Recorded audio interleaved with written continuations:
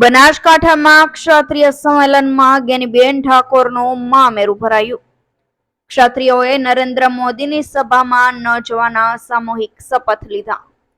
સમગ્ર રાજ્યમાં ચાલી રહેલા ભાજપ વિરુદ્ધના ક્ષત્રિય આંદોલનના પગલે બનાસકાંઠામાં યોજાયેલા ક્ષત્રિય અસ્મિતા સંમેલનમાં ક્ષત્રિયોએ બનાસકાંઠા લોકસભા કોંગ્રેસના ઉમેદવાર જ્ઞાનીબેન ઠાકોરનું મામેરું ભરી જ્ઞાનીબેનની જંગી બહુમતીથી જીતાડવાની અપીલ સાથે ડીસામાં યોજાનાર નરેન્દ્ર મોદીની સભામાં પણ ન જવાના શપથ લીધા હતા. લોકસભાની ચૂંટણીને આડે હવે ગણતરીના દિવસો બાકી છે, ત્યારે પુરુષોત્તમ રૂપાલાની ટિપ્પણીનો વિવાદ રાજ્યભરમાં ક્ષત્રિયો માટે અસ્મિતાનો સવાલ બની ગયો છે અને ભાજપે રૂપાલાની ટિકિટ ન કાપતા ક્ષત્રિયો ભાજપ વિરોધમાં આવી જઈ ઠેર ઠેર ક્ષત્રિય અસ્મિતા સંમેલનો યોજી રહ્યા છે.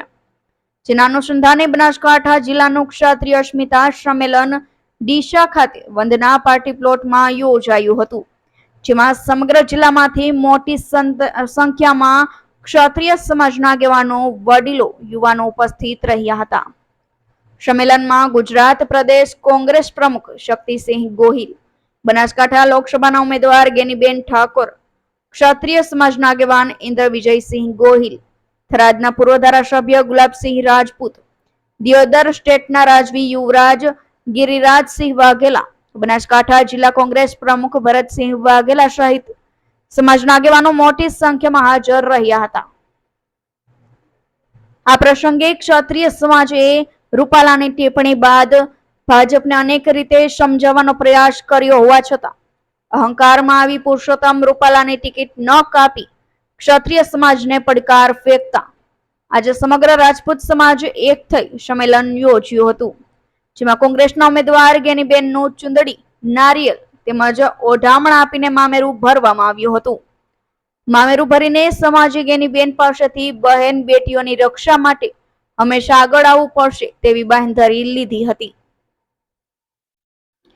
આ પ્રસંગે જ્ઞાનીબેન ઠાકોરે ક્ષત્રિય સમાજ વચ્ચે ગર્જના કરતા જણાવ્યું હતું કે સમગ્ર જિલ્લાના ક્ષત્રિય સમાજે મને ચુંદડી ઓઢાડી તે ઇતિહાસ બન્યો છે.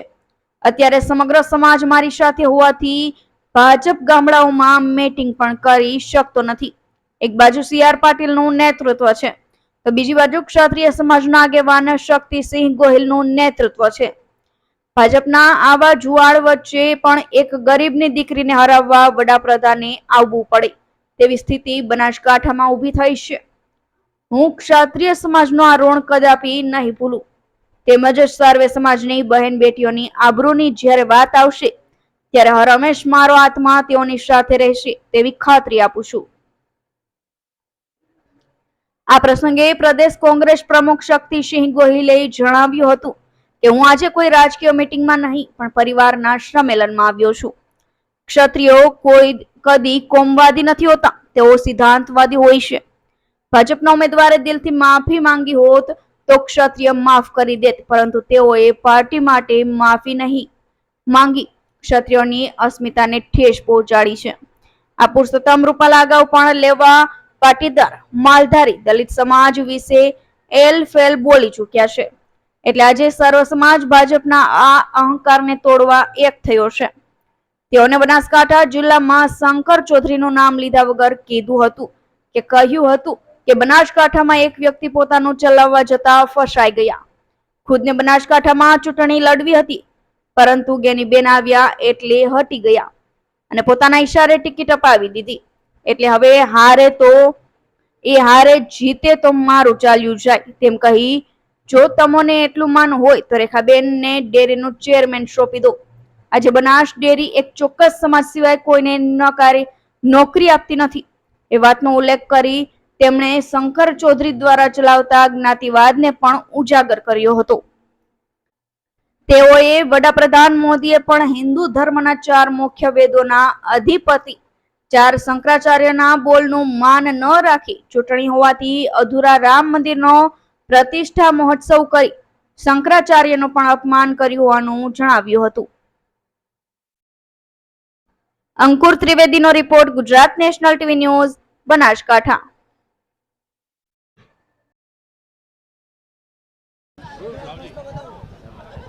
હું આજે આ સ્નેહ મિલન સમારંભમાં આવ્યો હતો.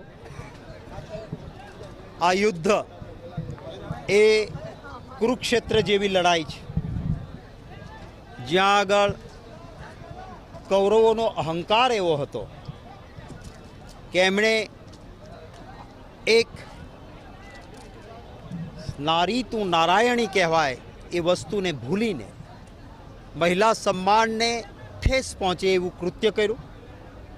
અને એ પછી અહંકાર રાખ્યો ત્યારે સામા પક્ષે વિષ્ટિકારોએ, વિદુરજી હોય કે ભગવાન શ્રી કૃષ્ણએ રસ્તો કાઢીને 5 ગામ માંગ્યા તો એ પણ નહીં આપ્યા. પછી મહાભારત થયું હતું, કુરુક્ષેત્રની લડાઈ થઈ હતી.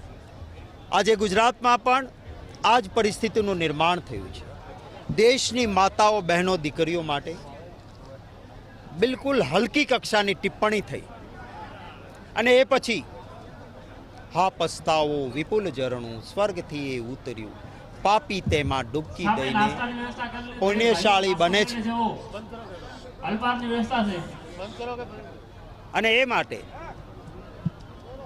જે માંગ હતી, કોઈ એક જ્ઞાતિ નહીં, રાજા મહારાજાઓમાં બહુધા જ્ઞાતિઓ આવતી હતી. તમામ સમાજોનો એક ભાવ પણ હતો કે ભૂતકાળમાં જે રાજા મહારાજાઓ હતા એમણે એક ઈશ્વરીય ભાવના સાથે કામ કર્યું હતું. એટલે આ સંજોગોમાં બધાની માંગ હતી કે માત્ર ઉમેદવારને ભારતીય જનતા પાર્ટી બદલી નાખે.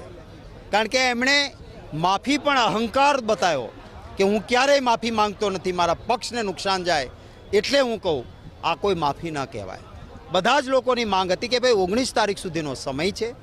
તમામ જ્ઞાતિ વર્ગ ધર્મના લોકો જોડાયા હતા, કારણ કે દેશની બહેનો દીકરીઓનું અપમાન હતું. એમ છતાં અહંકાર રાખીને જે કૌરવોએ રાખ્યું હતું એવું જ 5 ગામ પણ ના આપીએ. લોકોએ કહ્યું કે એમને આ પત્નીને, એમના દીકરીને, કોઈ પણને ટિકિટ આપો પણ આમને હટાવો, કારણ કે આમણે ભૂતકાળમાં પણ આવા કૃત્યો કર્યા છે. લેવા પટેલ સામે પણ એવું જ બોલ્યા, માલધારી સામે પણ આવું જ ખરાબ વર્તન છે. દલિત સમાજ માટે પણ ટિપ્પણી એમની અશોભનીય છે. પણ ભારતીય જનતા પાર્ટીએ અહંકારમાં આ વાત ન માની ત્યારે સમગ્ર ગુજરાતમાં અહંકારથી 7મા આસમાને પહોંચેલા ભાજપને પાઠ ભણાવવા માટે એક નિર્ધાર થયો છે.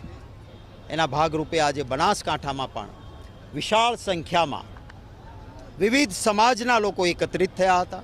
મને આમંત્રિત કર્યો હતો. અમારા ઉમેદવાર ગેનીબેનને પણ અહીં બોલાવીને એક દીકરી તરીકે સ્વીકારીને એમને ચૂંદડી ઓઢાડીને સૌએ સમર્થનની ખાતરી આપી છે. એમનો નતમસ્તકે આભાર માનું છું. આખરે લોકશાહીમાં લોકો મહાન છે, જનતા જનાર્દન મહાન છે. ભારતીય જનતા પાર્ટીને અહંકાર એવો આવ્યો છે, એમની પાસે 82 અબજ 52 કરોડ ઓફિશિયલ પૈસા દેખાય છે. એટલે એમને હતું કે સમાજોને તોડી નાખીશું, એકબીજાની સામે મૂકી દઈશું, ભાગલા પાડી લઈશું. સલામ કરીશ મારા ગુજરાતની તમામ જ્ઞાતિ વર્ગ ધર્મના ભાઈઓને કે એકતાથી એમણે ક્યાંય જ્ઞાતિ વિગ્રહ નથી થવા દીધો.